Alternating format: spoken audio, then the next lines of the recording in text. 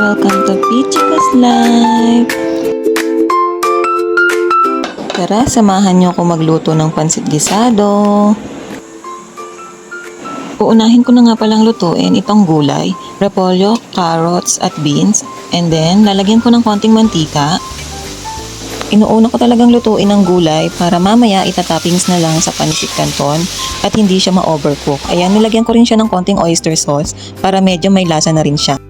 Ayan nga, pwedeng-pwede na to, kaya isinalin ko na muna para maisunod ko na yung kikiam at chicken balls. Ayan, at nung maluto na din, sinalin ko na muna ulit para makapag-gisa na ako.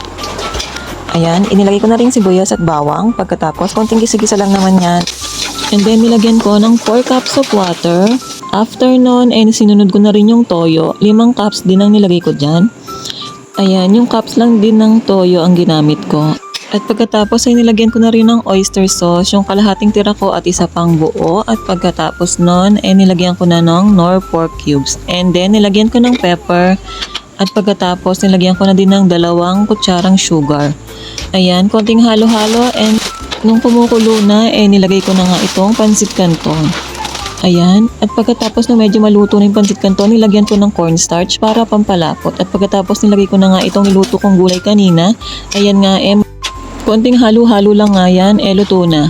Ayan nga, ganyan kabilis lutuin ang pansit gisado. Kaya ayan, try nyo na din to, me. Ayan, kaya naman, thank you for watching. See you ulit sa next video. Pa-like, share, and subscribe. Bye!